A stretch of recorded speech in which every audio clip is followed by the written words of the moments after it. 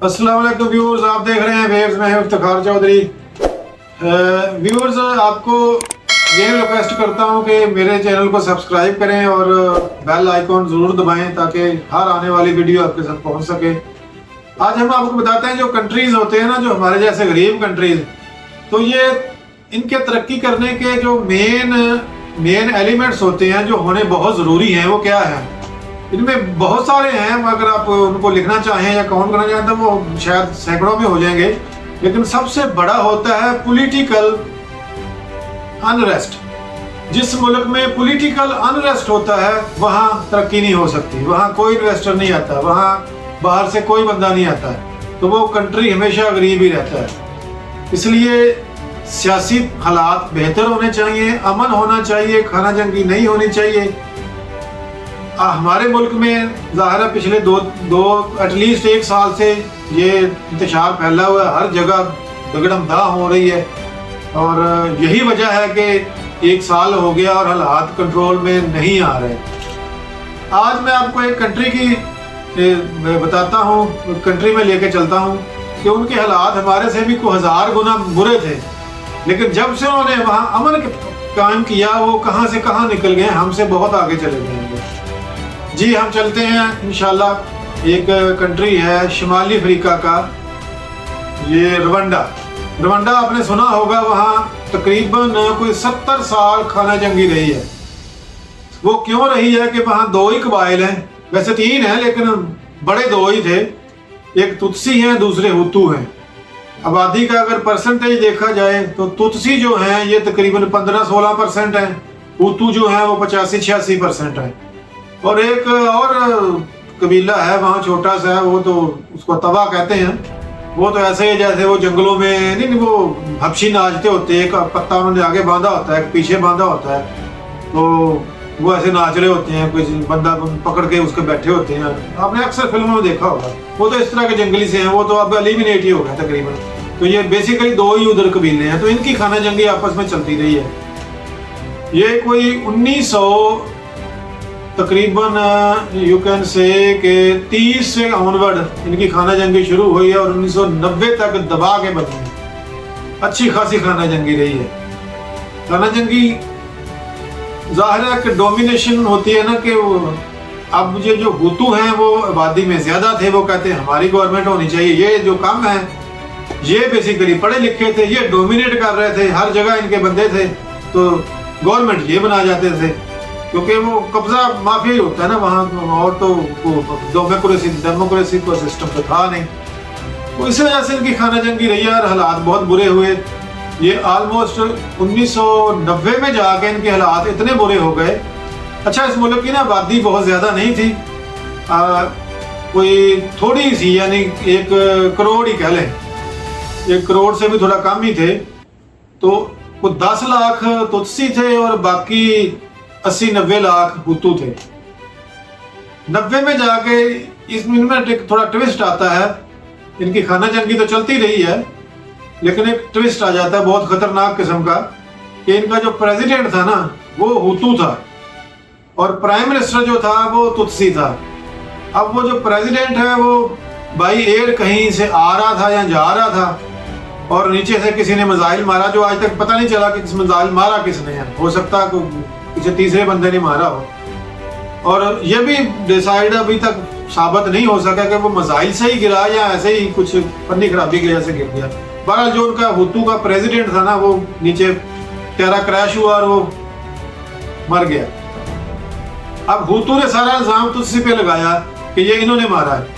उस वजह से उन्होंने ना यानी कसम खाई हुई थी हुतू ने कि हमने तुत्सी को जिंदा नहीं छोड़ना।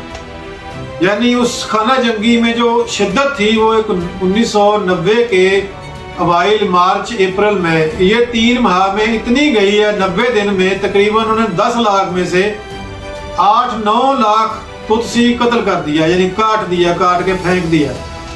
तो बाकी जो थे वो थोड़े बहुत जान बचा के उधर युगांडा की तरफ चले गए। इस तरह वो इनकी खाना जंगी ना वो चलती रही। तो जो लोग इनके युगांडा फरार हो गए थे, वहाँ एक इनका जो लीडर था वो पॉल नाम था उसका, पॉल कगामे, उसने वहाँ से लीड किया। वहाँ इधर उधर से कोई मदद पकड़ी और एक वहां से फोर्स बना के उसने दोबारा री अटैक किया इनको अगले साल। तो जब उसने इनके पास री अटैक किया दोबारा से आके एक ट्रेंड आर्मी बना के, तो जाहिर है ये जो हुतू थे ये कोई ट्रेंड तो नहीं थे ना, ये तो ऐसे ही लड़ने भिड़ने वाले थे। वो उनके पास पूरा प्रॉपर असला था, उन्होंने चंद दिन के अंदर अंदर ही वो पूरे रवांडा पे कब्जा कर लिया। लेकिन यहां से उस बंदे की विजडम में आप देखें कि हालांकि उसने पूरे कंट्री पे कब्जा कर लिया था, लेकिन उसने इसके बावजूद भी जो हुतू का उस वक्त जो भी उनका सदर होगा या जो उनका जो लीडर होगा उसको उसने दावत दी मुज़ाकरात की। तो वो दावत उसने कबूल की और मुज़ाकरात जब उनके हुए तो उन्होंने पहला डिसाइड ये किया कि हम दोनों ही जो ट्राइब हैं ये मिलके हम चलाएंगे, ठीक है अब कब्जा हमारा हो गया, हम आप चाहें तो आपको भी काट सकते हैं, इतने वो पावरफुल थे। लेकिन उन्होंने ख़त्म कर दिया कि यार ये हमारी जो अगली नस्लें हैं ये क्या करेंगी, ये आप इसी तरह लड़ते मरने रहना। तो उन्होंने खैर ये एक चार्टर किया, चार्टर ऑफ पीस कह लें उसको, वो किया और वो कामयाब हो गया। उन्होंने डिसाइड ये किया कि जो कम आबादी वाले हैं जैसे तुत्सी हैं वो प्रेसिडेंट उनका प्राइम मिनिस्टर बनेगा, दूसरे का प्रेसिडेंट बनेगा एज यूजुअल। ये पहले भी ऐसा ही था तकरीबन ना। तो उसके बाद उनकी कंट्री में अमन आ गया, उन्होंने बहुत ज़्यादा अमन आ गया। अब उनके कंट्री में जब अमन आया तो वो ज़ाहिर तरक्की की तरफ गए, लोग बाहर से आना शुरू हो गए। अब उनकी जो अभी मैं लेटेस्ट आपको बताता हूं कि अब उनकी कंडीशन क्या है। अब पाकिस्तान से उनकी ज़्यादा एक्सपोर्ट है, हालांकि उस कंट्री में कुछ नहीं होता, कोई मिनरल नहीं है, कोई फैक्ट्री नहीं है। वो ये जो चाय नहीं होती, चाय और मकई और बीन्स इस तरह की कुछ चीज़ें हैं और दो चार और हैं जो वेजिटेबल्स टाइप, वो एक्सपोर्ट करते हैं। उनकी एक्सपोर्ट ऑलमोस्ट हमारे पाकिस्तान के बराबर होने वाली है। और जो उनका मेन कैपिटल था कगाली, शायद उसका नाम है, हाँ कगाली। अगर आप देखेंगे तो चंद माह पहले वहाँ खाना जंगी हो रहे थे, सड़कों पे लाशें पड़ी हुई थी। आज वो एशिया कह रहा हूँ, वो जो अफ्रीका है उसको अफ्रीका का सिंगापुर कहा जाता है कगाली को। यानी इतना साफ सुथरा हो गया वो, यहाँ मल्टी स्टोरी बिल्डिंग्स बन गई हैं, सड़कें बन गई हैं, बिजनेस खुल गए हैं। और आगे उन्होंने जैसे चार्टर ऑफ पीस किया, शायद चार्टर ऑफ डेमोक्रेसी भी किया, फिर चार्टर ऑफ इकोनॉमी भी किया। तो वो कंट्री में ना अभी हर महीने एक दिन उन्होंने डिसाइड किया हुआ है कि हमने ना वो, यानी उसको क्या कहेंगे आप, व्हील पहिया नहीं होता, व्हील लेस डे बनाते हैं वो।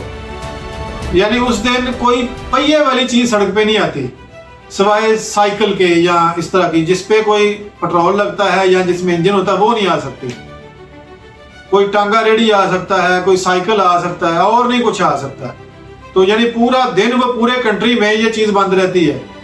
मकसद क्या है? पोल्यूशन को कंट्रोल करना। और उसकी वजह से उनके कंट्री में पोल्यूशन जो है बिल्कुल ऑलमोस्ट जीरो हो गई है।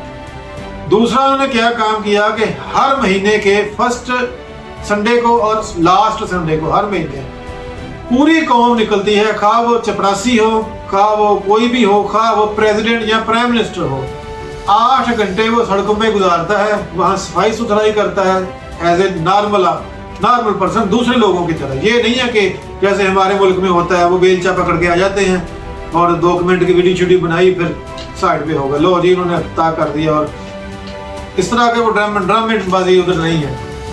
8 घंटे पूरे, जैसे अब बंदा जॉब पे 8 घंटे गुजारता है, वो उनकी पूरी कौम प्रेसिडेंट और प्राइम मिनिस्टर के साथ 8 घंटे सड़कों पे गुजारती है, हाथ से सफाई करती है।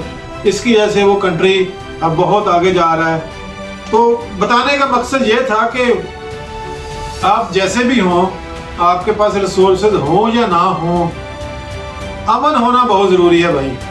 तो हमारे मुल्क में आप दुआ कीजिए कि अमन कम से कम आ जाए, पॉलिटिकल अमन आ जाए। तो अगर ये आ जाएगा तो इसी से जो तरक्की के जीने हैं वो सारे फूटते हैं, इसके अलावा कुछ नहीं होता। तो आखिर में मैं आपसे फिर एक दफ़ा गुजारिश करता हूँ कि आप मेरे चैनल को सब्सक्राइब करें और बेल आइकॉन ज़रूर दबाएं। अल्लाह हाफिज़।